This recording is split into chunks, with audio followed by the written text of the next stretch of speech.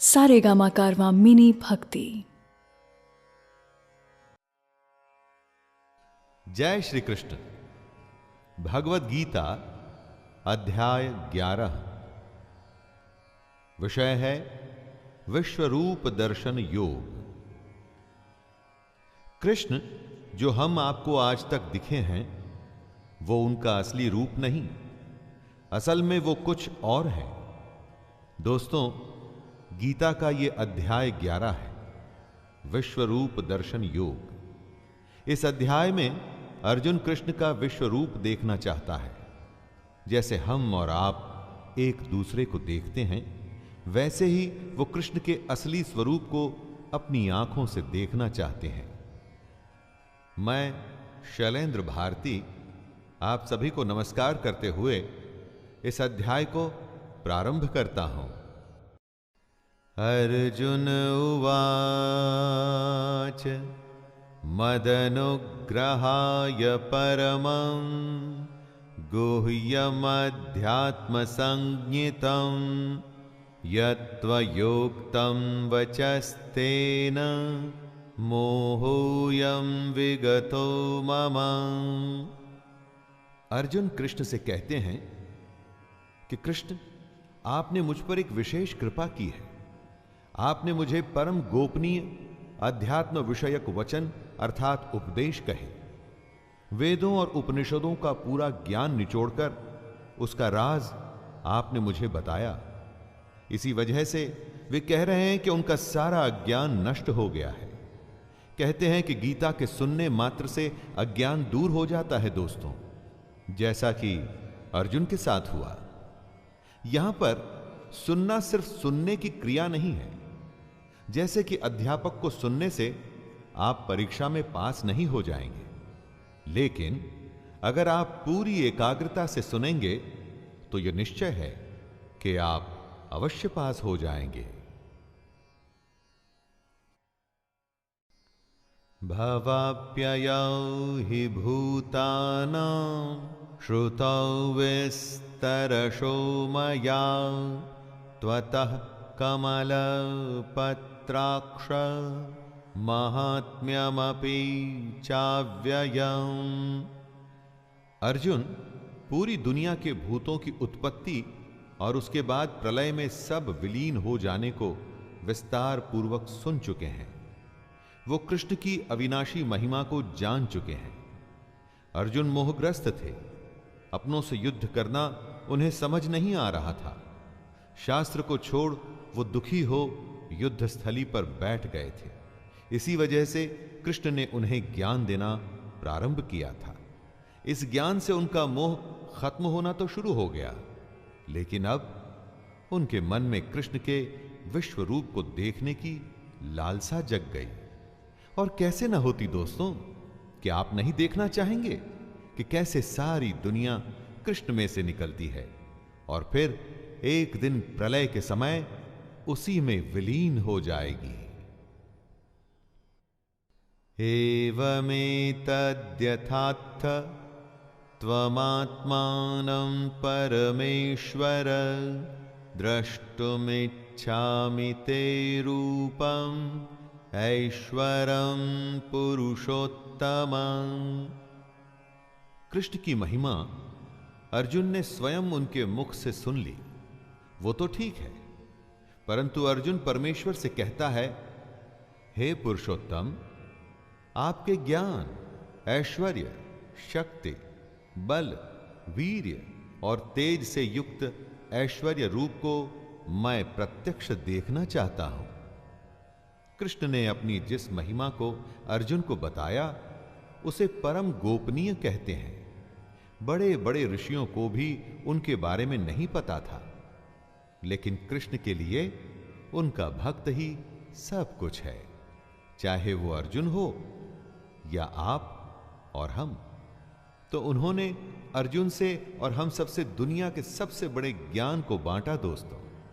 लेकिन अब अर्जुन उनके इस रूप को प्रत्यक्ष देखना चाहता था। अर्जुन के जैसे ही शिष्य हम सबको बनना चाहिए। जब तक जिज्ञासा पूरी तरह शांत न हो जाए, हमें अपने टीचर को छोड़ना नहीं चाहिए।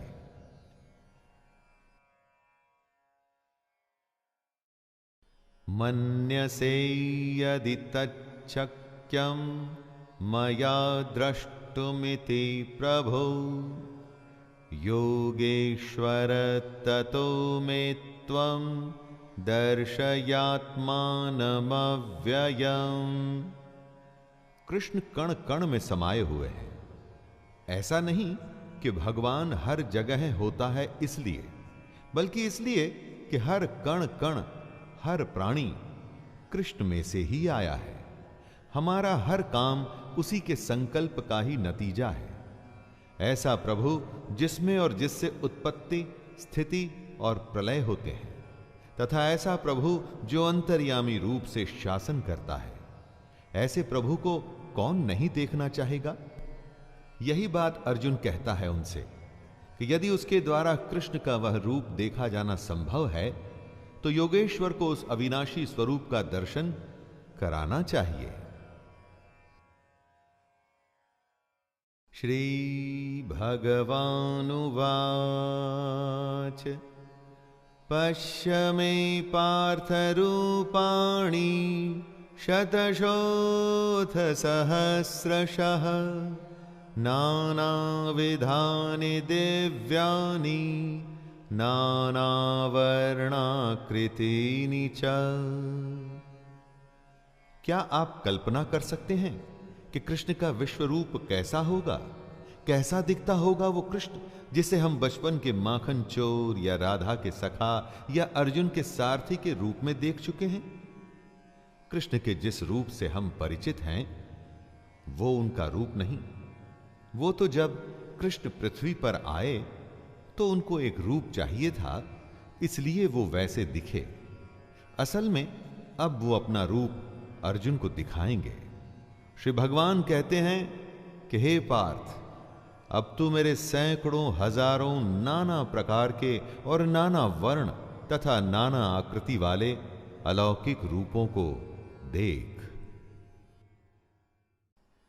पश्यादित्यान् वसून् रुद्रानश्विनो मरुतस्तथा बहुन्यदृष्टपूर्वाणि पश्याश्चर्याणि भारत।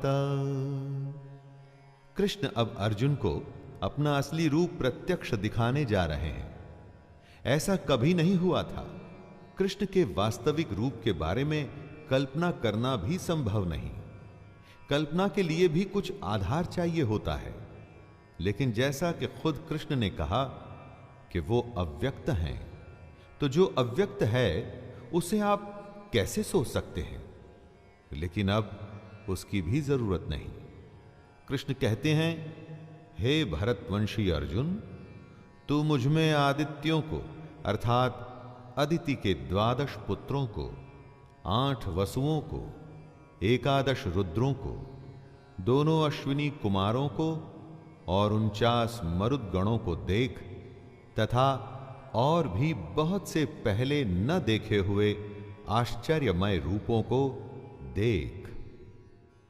इहैकस्थं जगत्कृत्स्नं पश्याद्य सचराचरं मम देहे गुडाकेश यच्चान्यद्द्रष्टुमिच्छसि।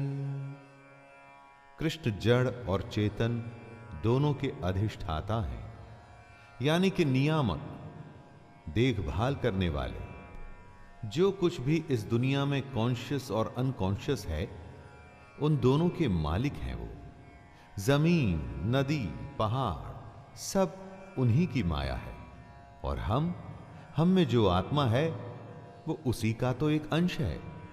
तो सबसे बड़ी बात ये उठती है दोस्तों कि अगर कृष्ण के वास्तविक रूप को देखेंगे तो फिर तो हमको सब कुछ दिख जाना चाहिए। ऐसा ही कुछ वो अर्जुन को बता रहे हैं। हे अर्जुन, अब इस शरीर में एक जगह स्थित चराचर सहित संपूर्ण जगत को देख, तथा और भी जो कुछ देखना चाहता है सो उसे तू देख।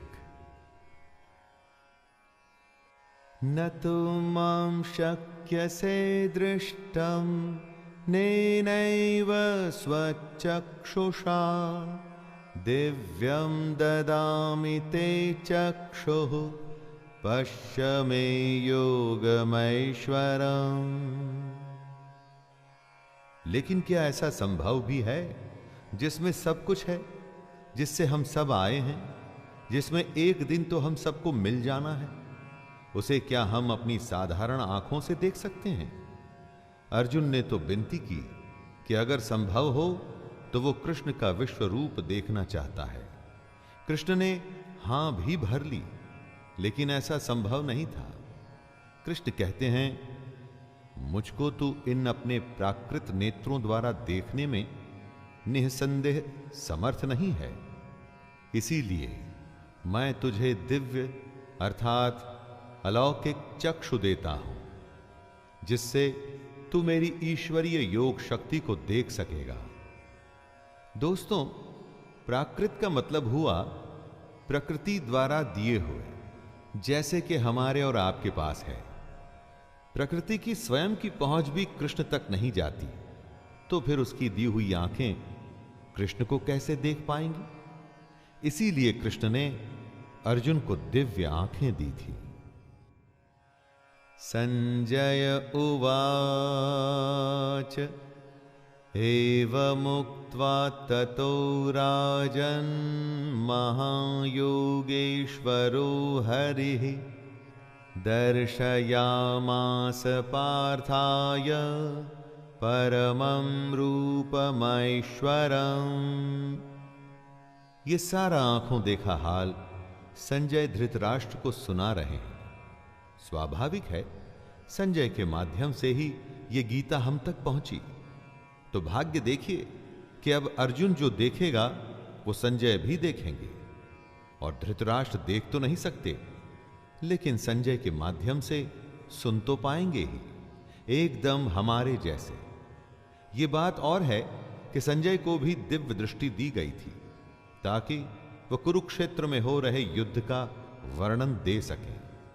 संजय कहते हैं, हे राजन, महायोगेश्वर और सब पापों के नाश करने वाले भगवान ने इस प्रकार कहकर उसके पश्चात अर्जुन को परम ऐश्वर्य युक्त दिव्य स्वरूप दिखलाया। अनेक वक्त्र नयनम अनेकाद्भुत दर्शनम अनेक दिव्याभरणम दिव्यानेकोद्यतायुधं दिव्यमाल्यम्बरधरं दिव्यगन्धानुलेपनं सर्वाश्चर्यमयं देवम् अनंतं विश्वतोमुखम्। दोस्तों, अब जो कृष्ण का वर्णन आएगा उसको सुनने के साथ में अनुभव भी करते रहिएगा। अभी तक आपने कृष्ण की जो भी व्याख्या सुनी, अब उसका मूर्त रूप आपके सामने आएगा। जो सुना अब वो देखिए भी। संजय कहते हैं, अनेक मुख और नेत्रों से युक्त, अनेक अद्भुत दर्शनों वाले, बहुत से दिव्य भूषणों से युक्त और बहुत से दिव्य शस्त्रों को धारण किए हुए और दिव्य गंध का सारे शरीर में लेप किए हुए, सब प्रकार के आश्चर्यों से युक्त, सीमा रहित और सब ओर मुख किए हुए विराट स्वरूप परम देव परमेश्वर को अर्जुन ने देखा। देवी सूर्य सहस्रस्य भवेद्युगपदुत्थिता यदि भासदृशी सा स्यात् भासस्तस्य महात्मनः। क्या सूर्य से कभी आंख मिला सकते हैं? क्या एक टक उसे देख सकते हैं? कृष्ण के विराट रूप को देखना एक नहीं, हजारों सूर्य को देखने के समान है।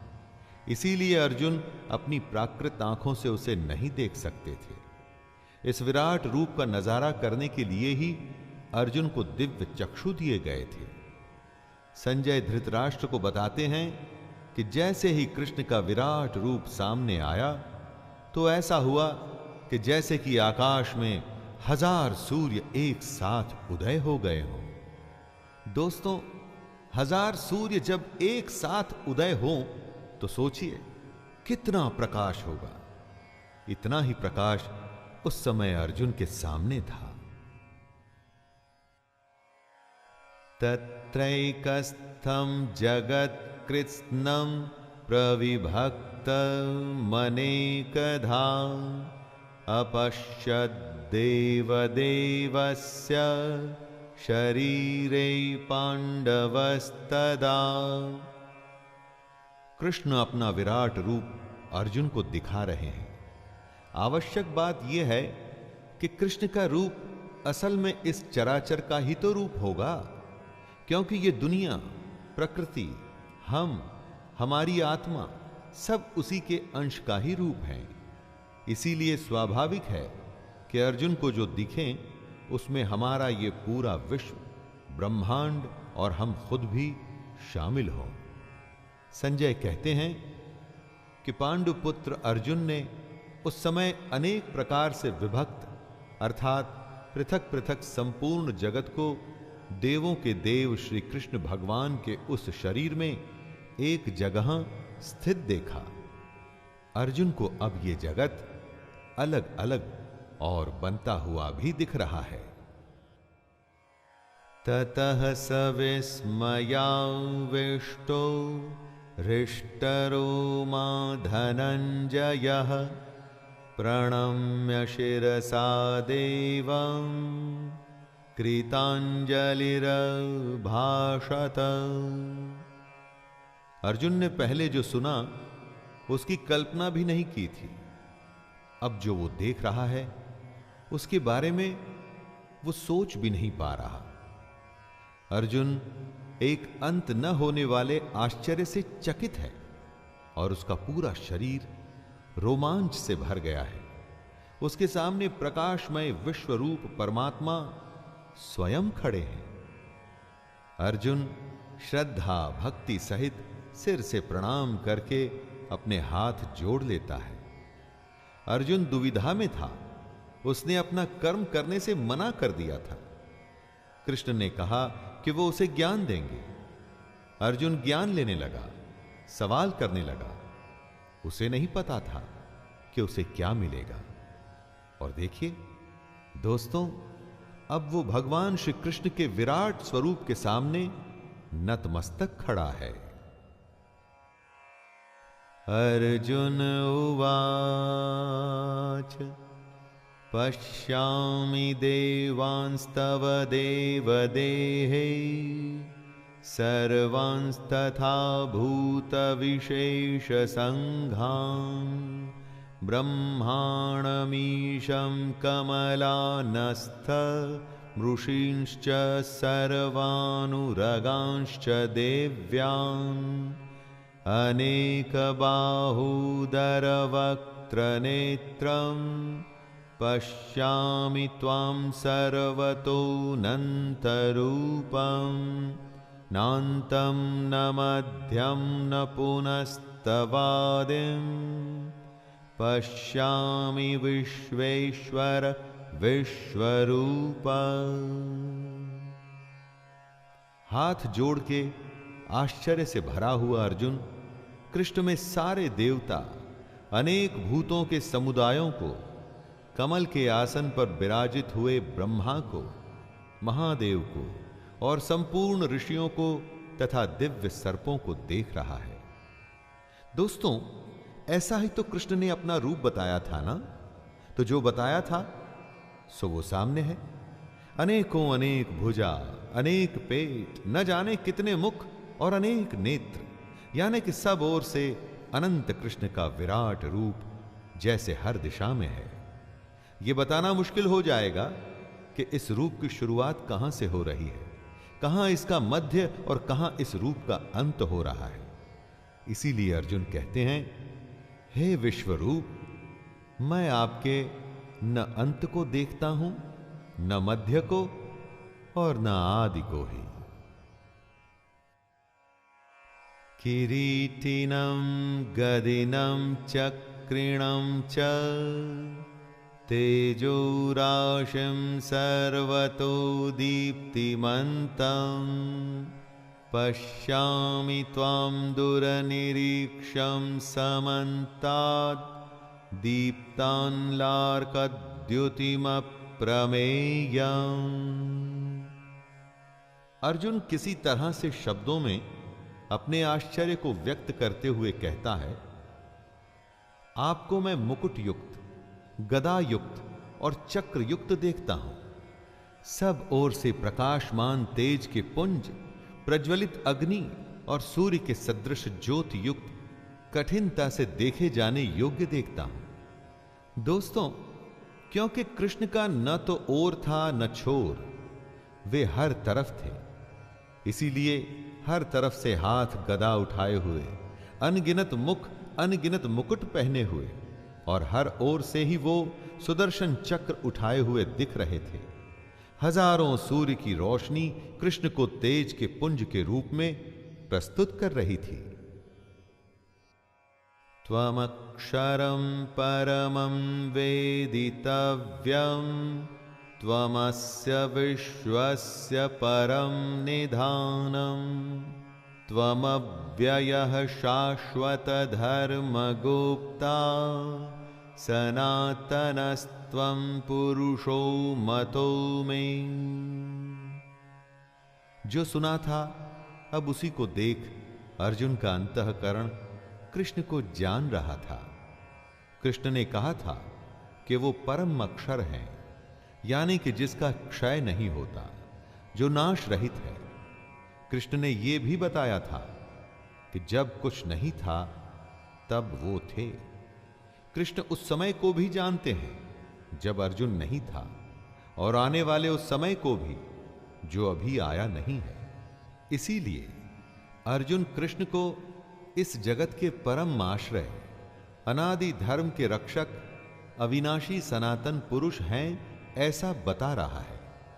कृष्ण के इस विराट रूप को देखकर अब अर्जुन समझ रहा है कि क्यों कृष्ण सनातन पुरुष हैं।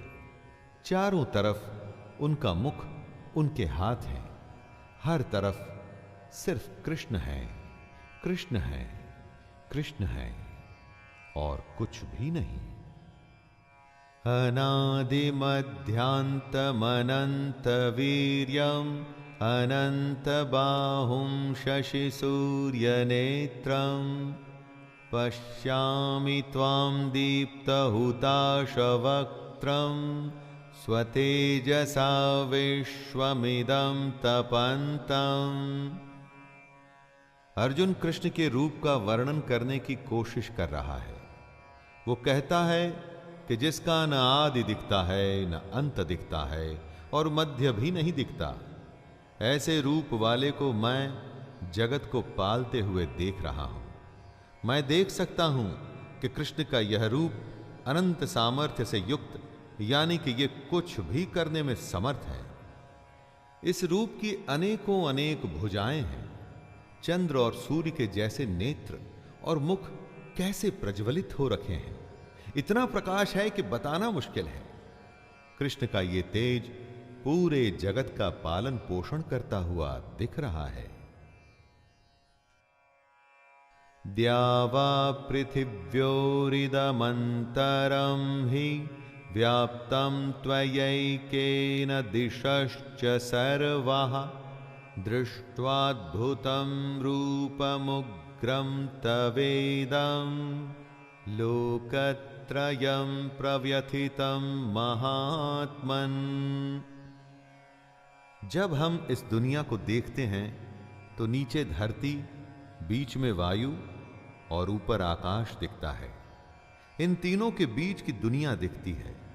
इसमें विचरते हुए प्राणी दिखते हैं।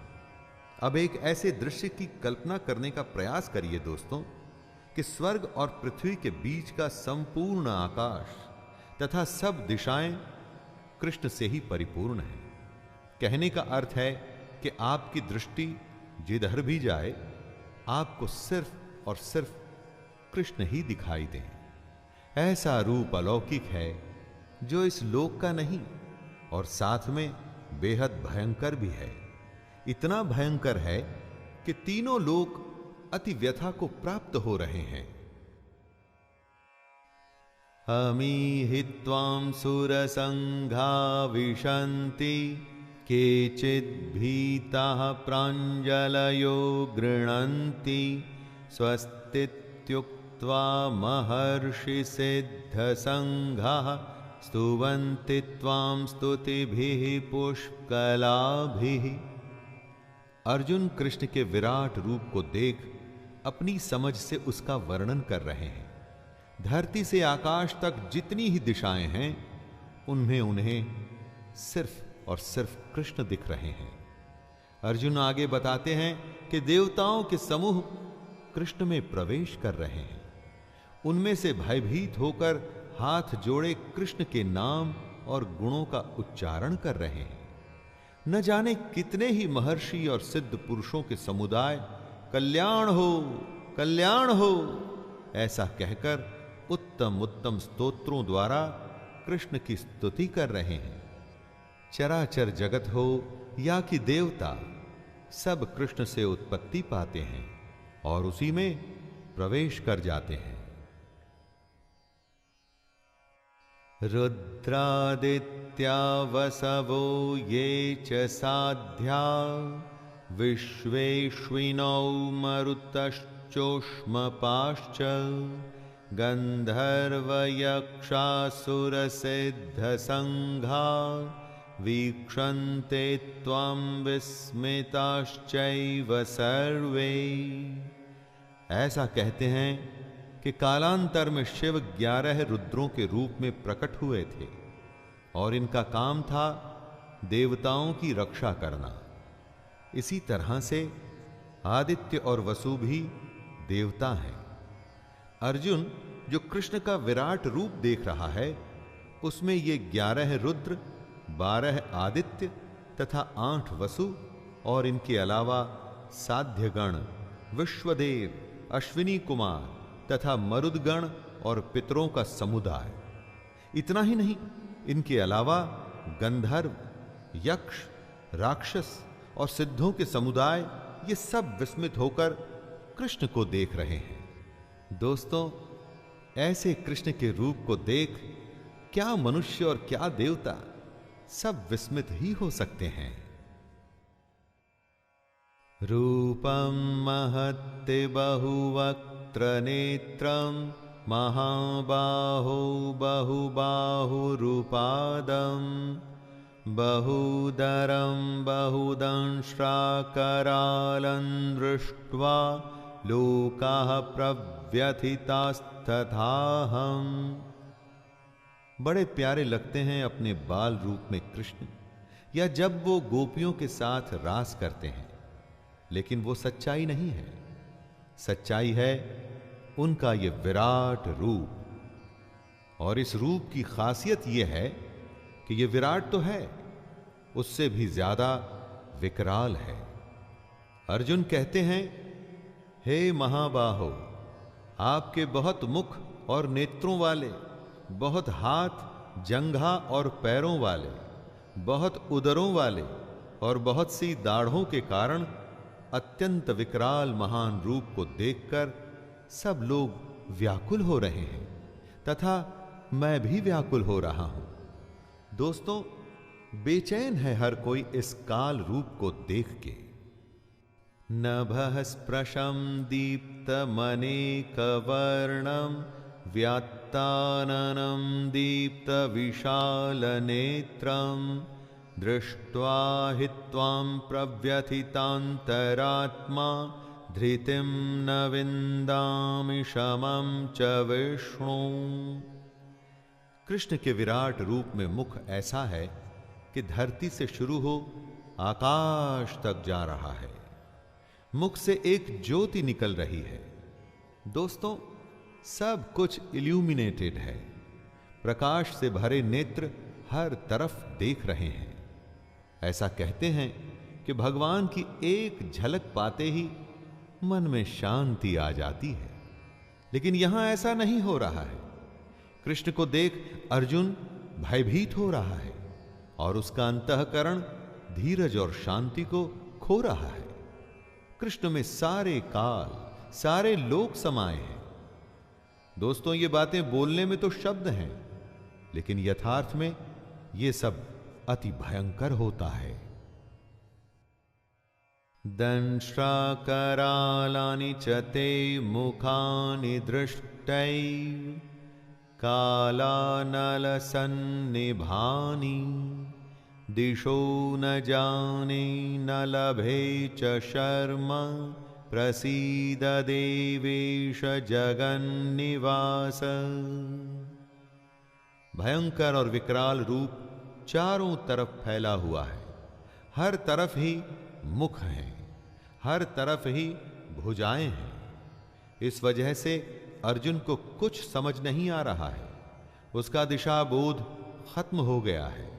हमारी दृष्टि का एक केंद्र बिंदु होता है, उसके चारों तरफ की दुनिया हमें समझ में आती है।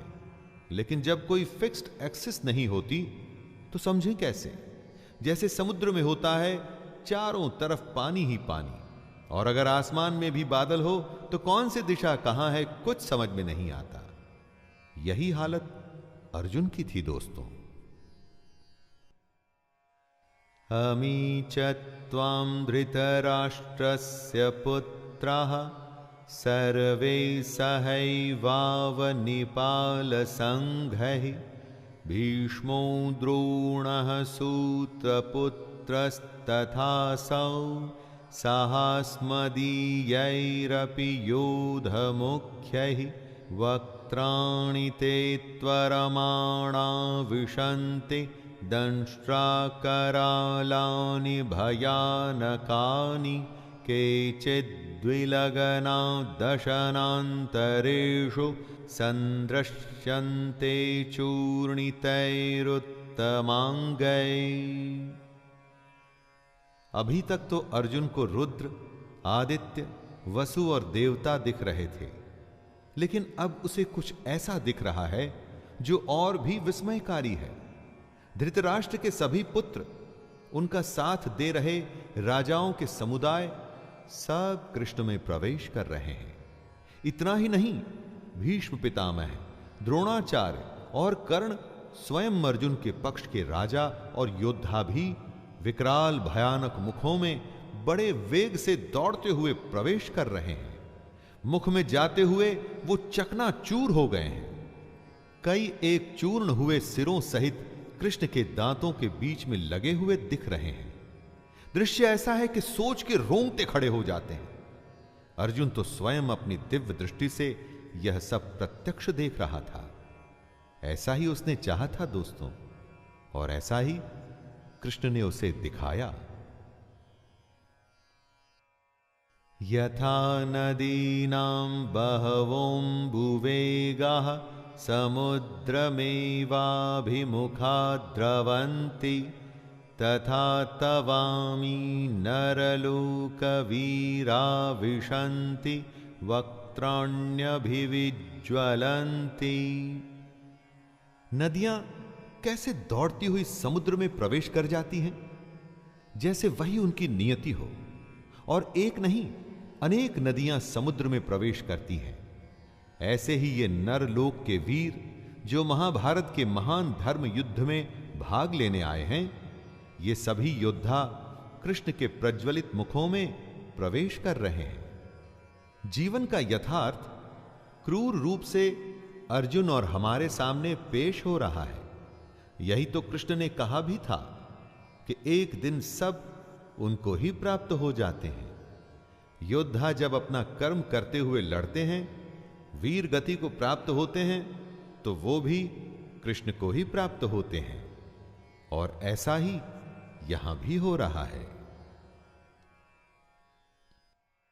यथा प्रदीप्तं ज्वलनं पतंग अविशन्ति नाशाय समृद्धवेगाः तथैव नाशाय विशन्ति लोकास्तवापि वक्त्राणि समृद्धवेगाः। ज्योति को देख पतंगा कैसे उड़ता हुआ आता है और नष्ट हो जाता है। ऐसा सदियों से, शायद प्रकृति की शुरुआत से हो रहा है। दोस्तों, ये मोह कैसा होता है जो पतंगे को ज्योति की तरफ खींच के ले आता है? साइंस के पास इसका जवाब अवश्य होगा, लेकिन कृष्ण ने बताया कि हर किसी का स्वभाव उनके संकल्प से होता है। अर्जुन ये देख रहा है कि पतंगों की ही तरह सब इन जलते हुए मुखों में दौड़ते हुए प्रवेश कर रहे हैं। यही तो इन योद्धाओं की भी नियति है, इनका अंत है।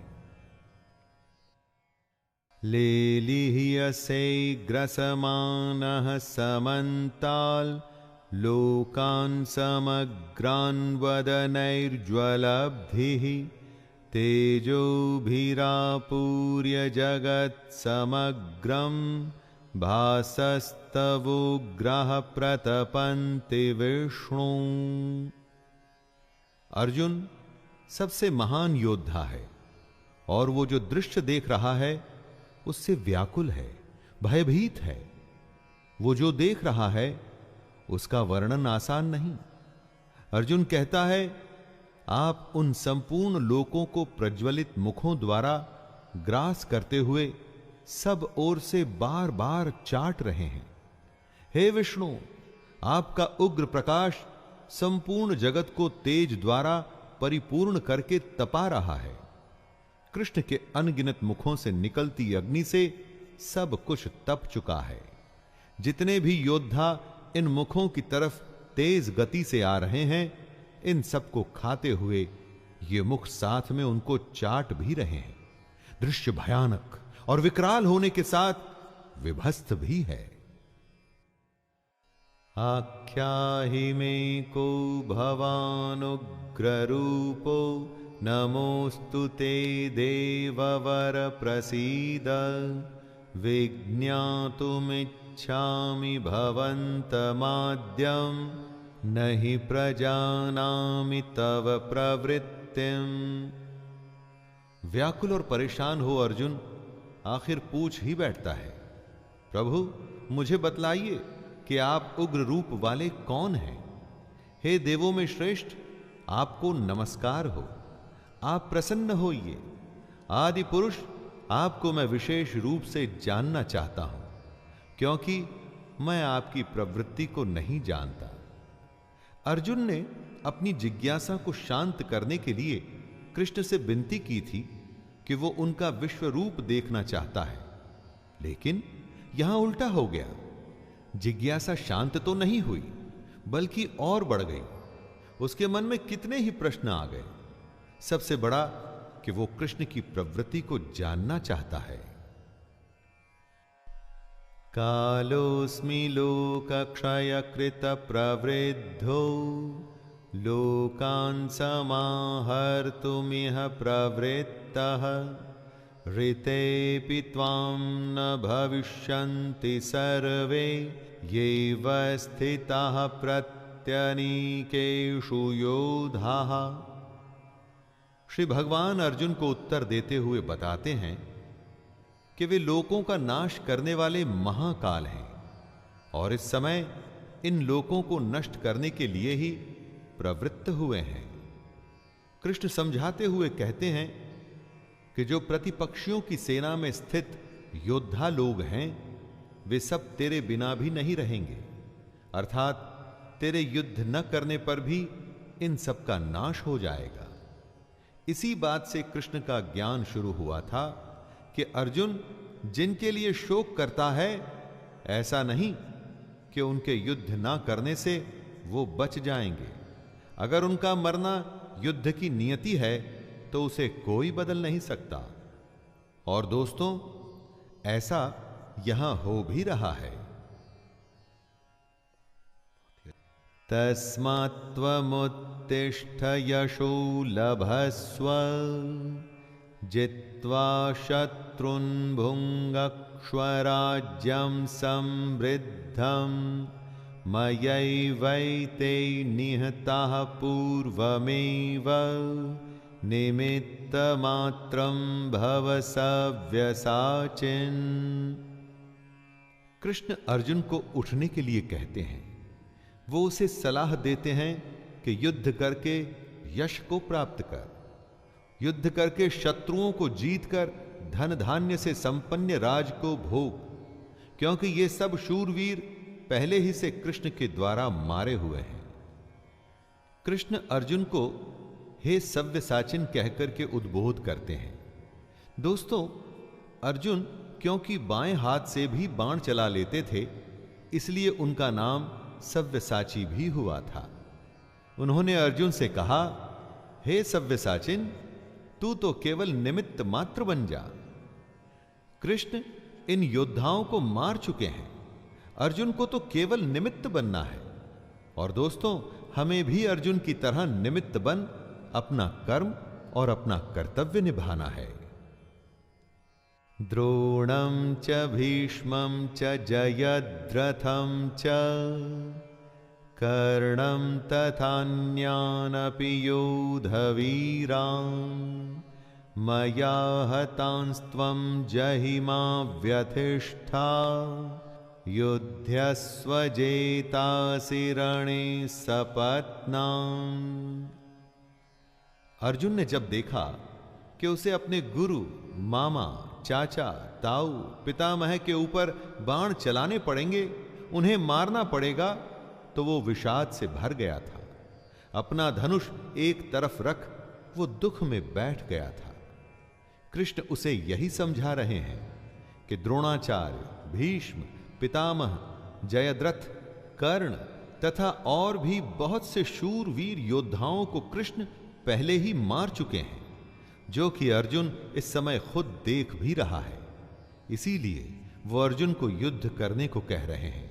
वो अर्जुन से कहते हैं, तू मार, भय मत कर, निसंदेह तो युद्ध में बैरियों को जीतेगा, इसलिए युद्ध कर।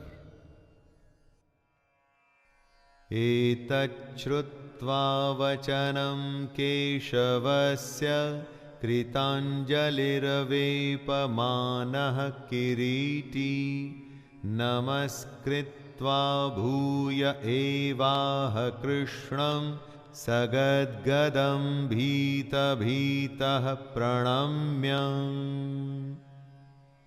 संजय कहते हैं, केशव भगवान की इन बातों को सुनकर मुकुटधारी अर्जुन अपने हाथ जोड़ लेता है, कांपते हुए नमस्कार करता है। दिख रहा है कि अर्जुन अत्यंत ही भयभीत है और इसी डरी हुई हालत में कृष्ण को प्रणाम करते हुए वो कुछ कहने की कोशिश कर रहा है। अर्जुन ने जो देखा वो तो अकल्पनीय से भी परे है। ऐसा सोचना तो दूर, ऐसे किसी विचार के आसपास भी कभी अर्जुन नहीं पहुंच पाया था। अर्जुन क्या, कोई भी नहीं पहुंचा था। सैकड़ों हजारों सालों में बस कुछ गिनती के ज्ञानी ही होंगे जिन्हें भगवान के इस रूप के बारे में पता होगा, वरना अर्जुन और मेरे आपके जैसे लोग तो बस अपने जीवन में इतना लगे रहते हैं कि ईश्वर के विराट रूप के बारे में कभी सोचते ही नहीं। अर्जुन उवाच स्थाने ऋषिकेश तव प्रकीर्त्या जगत्प्रहृष्यत्यनुरज्यते च रक्षांसि भीतानि दिशो द्रवन्ति सर्वे नमस्यन्ति च सिद्धसंघाः। डरे और सहमे हुए, कांपते हुए अर्जुन कहता है, प्रभु आप तो अंतर्यामी हैं।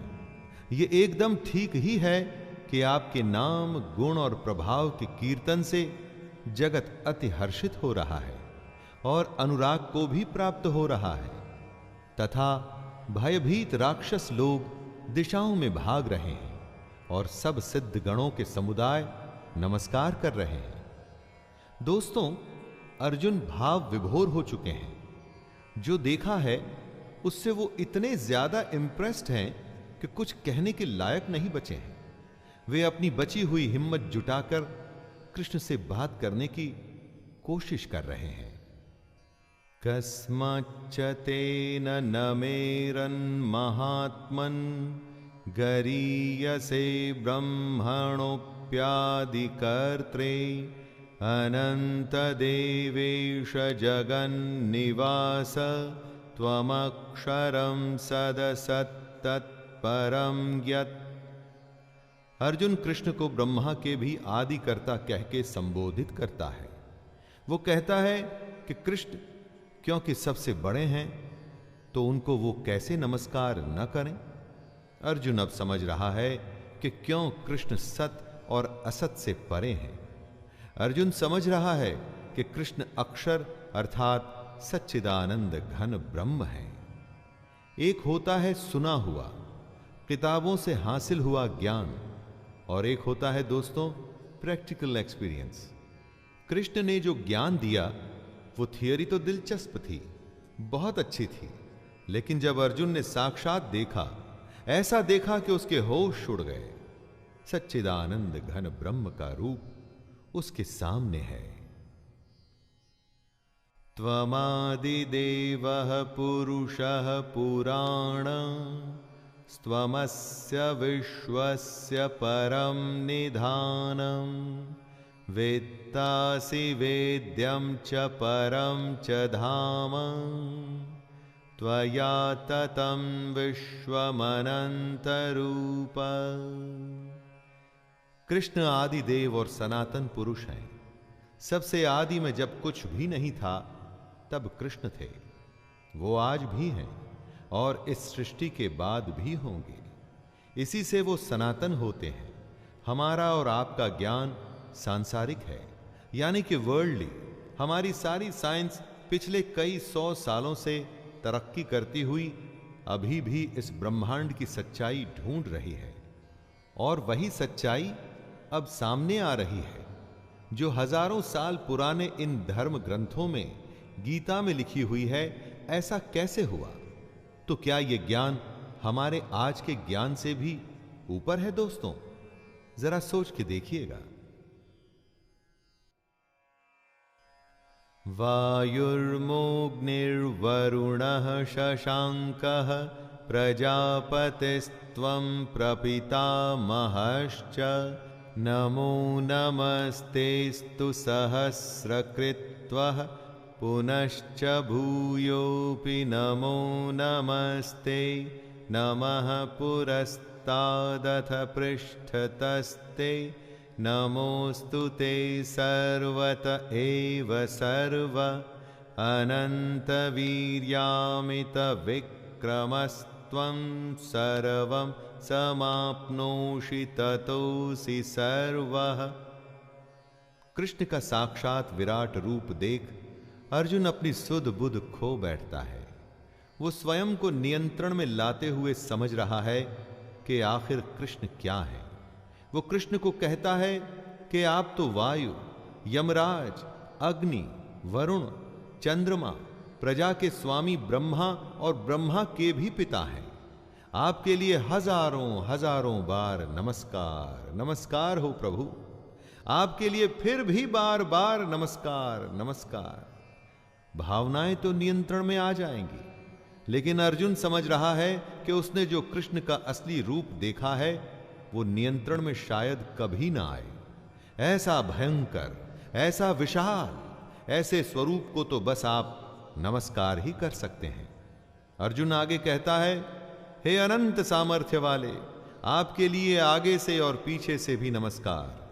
हे सर्वात्मन, आपके लिए सब ओर से ही नमस्कार हो, क्योंकि अनंत पराक्रमशाली आप समस्त संसार को व्याप्त किए हुए हैं। इससे आप ही सर्वरूप हैं। सखेति मत्वा प्रसभं यदुक्तं हे कृष्ण हे यादव हे सखेति अजानता महिमानं तवेदं मया प्रमादात् प्रणयेन वापि यच्चावहासार्थमसत्कृतोऽसि विहारशय्यासनभोजनेषु एकोऽथवाप्यच्युत तत्समक्षं तत्क्षामये त्वामहमप्रमेयम्। अब अर्जुन को याद आ रहा है कि वो कैसे कृष्ण को अपना मित्र मान उनके साथ अटखेली किया करता था। वो कहता है कि उनके इस प्रभाव को वो नहीं जानता था। इसमें उसकी कोई गलती नहीं कि उसने कृष्ण को हे कृष्ण, हे यादव, हे सखे कहा। अर्जुन कहता है कि ये सब उसने बिना सोचे समझे हठात कहा है। विनोद करते हुए, सोते हुए, बैठे हुए और भोजनादि के समय, अकेले में या उन सखाओं के सामने भी अगर उसने कृष्ण को कभी गलती से अपमानित किया तो वो उसके लिए शर्मिंदा है। वो सब अपराध प्रेम में बिना सोचे समझे किए गए थे। उसके लिए अर्जुन कृष्ण से क्षमा मांग रहा है। पितासि लोकस्य चराचरस्य त्वमस्य पूज्यश्च गुरुर्गरीयान् न त्वत्समोऽस्त्यभ्यधिकः कुतोऽन्यो लोकत्रयेऽप्यप्रतिमप्रभाव। अर्जुन अब अपने होश में वापस आ रहा है और समझ रहा है कि जिसके साथ वो दोस्त की तरह, सखा की तरह व्यवहार करता था, वो तो इस चराचर जगत के पिता और सबसे बड़े गुरु हैं। उनका भयंकर रूप ऐसा है जिसमें सारे शूर वीर समाते जा रहे हैं, क्योंकि वो काल में समा रहे हैं। कृष्ण अनुपम प्रभाव वाले हैं, यानी कि कृष्ण का ऐसा प्रभाव है जिसकी कोई उपमा नहीं। अर्जुन कहता है कि तीनों लोकों में आपके समान दूसरा कोई नहीं है, फिर अधिक तो कैसे हो सकता है। अर्जुन कृष्ण को जो समझता था, कृष्ण वो नहीं। ये अब अर्जुन जान चुका है।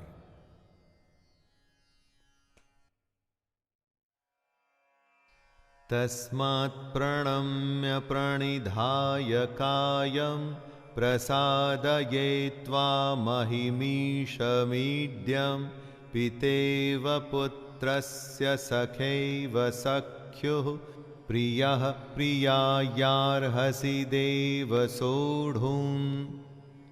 कभी गलती से किसी बड़े या किसी सम्मानित से आप बुरा बर्ताव करें ना दोस्तों, तो वो कुछ भी ना कहें तो बड़ी ग्लानि होती है, गिल्टी महसूस होता है। बस ऐसा ही अर्जुन के साथ भी हो रहा है। अर्जुन कृष्ण के चरणों में निवेदन कर रहा है कि स्तुति करने योग्य आप ईश्वर को प्रसन्न होने के लिए मैं प्रार्थना करता हूं। हे देव, पिता जैसे पुत्र के, सखा जैसे सखा के और पति जैसे प्रियतमा पत्नी के अपराध सहन करते हैं, वैसे ही आप भी मेरे अपराध को सहन करने योग्य हैं। अर्जुन के जैसे ही अगर कभी हमें भी अपनी गलती का एहसास हो ना दोस्तों, तो माफी मांगने में कभी संकोच नहीं करना चाहिए। अदृष्टपूर्वं ह्यषितोऽस्मि दृष्ट्वा भयेन च प्रव्यथितं मनो मे तदेव मे दर्शय देवरूपं प्रसीद देवेश जगन्निवास। अर्जुन डरा हुआ भी है, अर्जुन अपराध बोध में भी है, लेकिन साथ ही साथ वो बेहद बेहद बेहद प्रसन्न भी है। कृष्ण के इस आश्चर्यमय रूप को देखकर वो खुश कैसे ना हो। अलग अलग अनुभवों का एक कोलाहल चल रहा है अर्जुन के अंदर। ये कृष्ण के विराट रूप का ही तो कमाल है। अब सोचिए कि हम जो अपनी कार, घर या पैसे से ली गई चीजों को देखकर खुश होते हैं, उसके सामने इस खुशी को रखिए।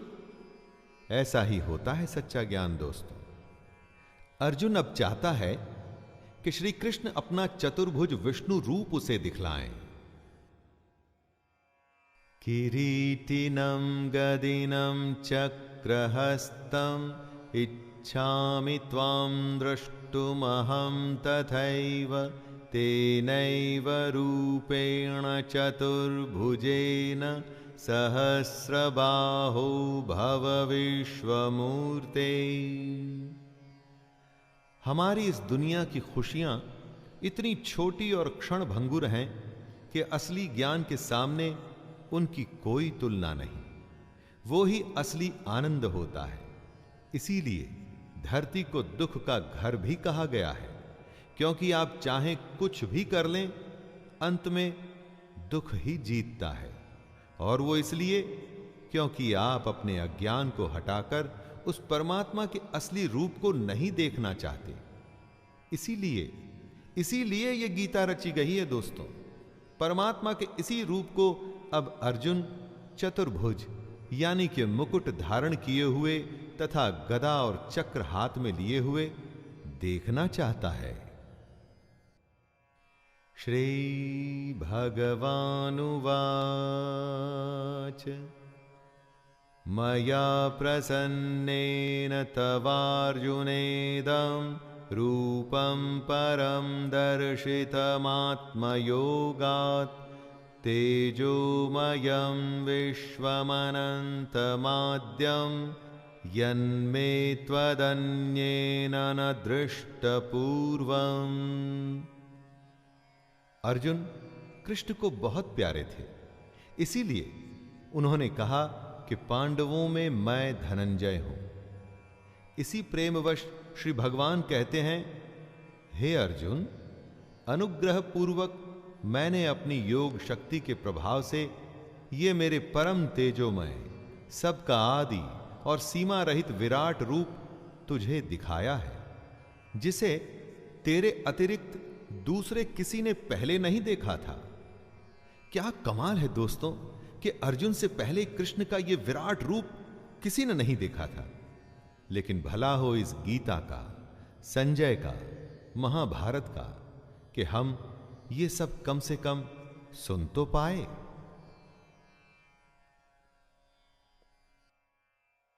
न वेदयज्ञाध्ययनैर्न दानैर्न च क्रियाभिर्न तपोभिरुग्रैः एवं रूपः शक्य अहं नृलोके द्रष्टुं त्वदन्येन कुरु प्रवीर। कृष्ण कहते हैं कि मनुष्य लोक में उनका यह विश्व रूप न वेद और न यज्ञों के अध्ययन से, न दान से, न क्रियाओं से और न उग्र तपों से देखा जा सकता है। अर्जुन के अतिरिक्त दूसरा कोई भी कृष्ण का यह रूप नहीं देख सकता। ऐसा पहली बार हो रहा है कि कृष्ण अपना विराट रूप इस तरह से दिखा रहे हैं। अर्जुन जो डर गया था, जिसने सब कुछ छोड़ दिया था, जो खुद को शक्तिहीन मानकर युद्ध के बीचों बीच बैठ गया था, आज उसको प्रभु ने ऐसा रूप दिखाया है जो पहले कभी कोई नहीं देख पाया था। वो इसलिए क्योंकि अर्जुन अपने अज्ञान से बाहर आ रहा था। माते व्यथा मा च विमूढ़ भावो दृष्ट्वा रूपं घोरमिदृङ्ममेदं व्यपेतभिः प्रीतमनः पुनस्त्वं तदेव मे रूपमिदं प्रपश्य। कृष्ण अर्जुन को सलाह देते हैं कि उनके इस विकराल रूप को देखकर उसको व्याकुलता नहीं होनी चाहिए और मूढ़ भाव भी नहीं, जो आज तक कभी नहीं। अर्जुन अकेला ऐसा विरला है जिसको कृष्ण का ऐसा रूप देखने को मिला, तो ये तो कोई व्याकुल होने की बात नहीं हुई। कृष्ण आगे कहते हैं, तू भय रहित और प्रीत युक्त मन वाला होकर उसी मेरे शंख चक्र गदा पद्म युक्त चतुर्भुज रूप को देख। अब कृष्ण अपना चतुर्भुज रूप दिखाते हैं दोस्तों, यानी कि चार भुजाओं वाला गदा और चक्र हाथ में लिए हुए भगवान प्रकट होते हैं। संजय उवाच इत्युर्जनं वासुदेवस्तोक्त्वा स्वकं रूपं दर्शयामास भूयः आश्वासयामास च भीतमेनं भूत्वा पुनः सौम्य वपुर्महात्मा। संजय कुरुक्षेत्र से अपना आंखों देखा हाल बताते हुए धृतराष्ट्र से कहते हैं कि कृष्ण अर्जुन को अपना चतुर्भुज रूप दिखा रहे हैं, और सिर्फ अपना ये 4 भुजाओं वाला रूप ही नहीं दिखा रहे, बल्कि साथ में उसे धीरज भी दे रहे हैं कि अर्जुन डरे नहीं, व्याकुल ना हो। ये सब तो उन्होंने अर्जुन को ज्ञान देने के लिए किया। अपनी एक एक बात कृष्ण ने अर्जुन को इसलिए बताई कि अर्जुन अपनी अज्ञानता से बाहर आ सकें, अपने मन में छुपी अज्ञानता की परत को हटाकर अपनी आत्मा के समक्ष हो वो भगवान का रूप पहचान सकें। अर्जुन उवाच दृष्ट्वेदं मानुषं रूपं तव सौम्यं जनार्दन इदानीमस्मि संवृत्तः सचेतः प्रकृतिं गतः। भगवान के विकराल रूप को देख करके जो उसे घबराहट हुई थी, जिसका बयान करके अर्जुन सहम गया था, वो स्थिति अब सामान्य हो रही है। कृष्ण के वचन मलहम का काम कर रहे हैं, अर्जुन को शांत कर रहे हैं। अर्जुन कहते हैं, हे जनार्दन, आपके इस अति शांत मनुष्य रूप को देखकर अब मैं स्थिर चित्त हो गया हूं और अपनी स्वाभाविक स्थिति को प्राप्त हो गया हूं। दोस्तों, अर्जुन का चित्त अब शांत है।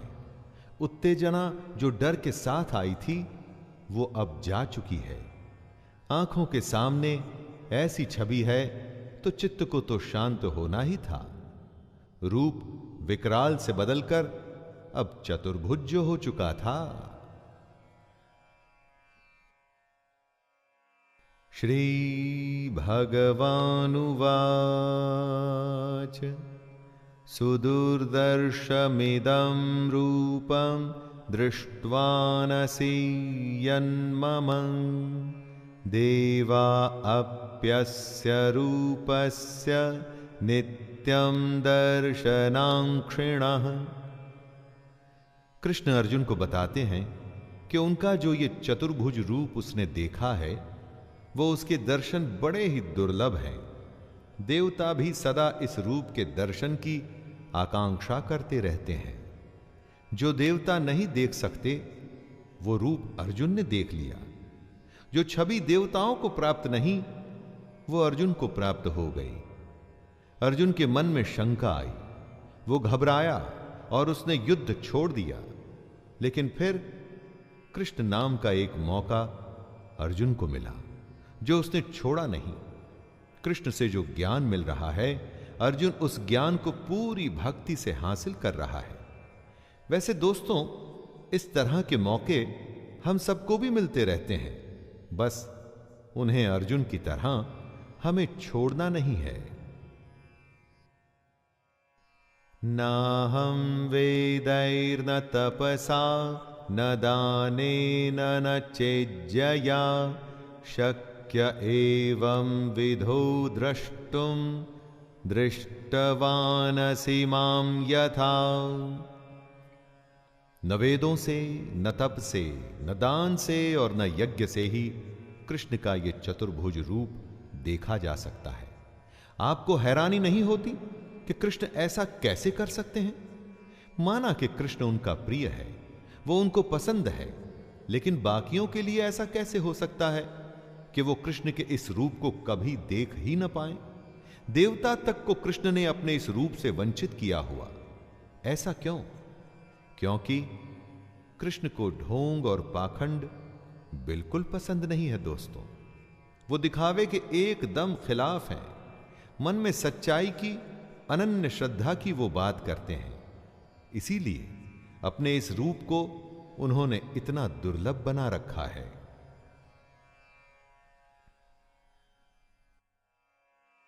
भक्त्या त्वनन्यया शक्य अहमेवं विधोर्जुन ज्ञातुं द्रष्टुं च तत्त्वेन प्रवेष्टुं च परन्तप। कृष्ण के चतुर्भुज रूप को देखना असंभव है, लेकिन फिर भी एक उपाय है, और यह उपाय एकदम आसान है, एकदम आसान भी है और असंभव भी है। कैसे, जरा सुनिएगा। हे परंतप अर्जुन, अनन्य भक्ति के द्वारा इस प्रकार चतुर्भुज रूप वाला मैं प्रत्यक्ष देखने के लिए, तत्व से जानने के लिए तथा प्रवेश करने के लिए अर्थात एक ही भाव से प्राप्त होने के लिए भी शक्य हूं। कृष्ण कह रहे हैं कि मेरा चतुर्भुज रूप भी दिखेगा, मेरा तत्व भी समझ में आएगा अगर आप में एक ही भाव है, अगर मन में सिर्फ एक ही भाव है। मत कर्म कृन् मत परमो मद भक्तः संगवर्जितः निर्वैरः सर्वभूतेषु यः स मामेति पांडव। असंभव को आसान करते हुए कृष्ण बता रहे हैं कि उनके रूप और उनके तत्व को पाने का उपाय है। जो पुरुष केवल कृष्ण के लिए ही संपूर्ण कर्तव्य कर्मों को करने वाला है, कृष्ण का भक्त है, आसक्ति रहित है और जो किसी भी प्राणी से वैर भाव नहीं रखता, यानी किसी का बुरा नहीं चाहता, वह अनन्य भक्ति युक्त पुरुष कृष्ण को ही प्राप्त होता है। वैसे तो कहने को श्री कृष्ण को देखना और पाना एकदम असंभव है दोस्तों, लेकिन अगर मन में सच्ची भक्ति, कर्म के प्रति कर्तव्य है लेकिन आसक्ति नहीं, तो कृष्ण दिखेंगे भी और प्राप्त भी होंगे। दोस्तों, यह था गीता का 11वां अध्याय। इसमें कृष्ण ने अपनी विभूतियों के बारे में अर्जुन को बताया और अपना विराट रूप और साथ में चतुर्भुज रूप भी दिखाया। मैं शैलेंद्र भारती आपसे आज्ञा लेता हूं और मिलते हैं 12वें अध्याय में फिर से। तब तक के लिए जय श्री कृष्ण।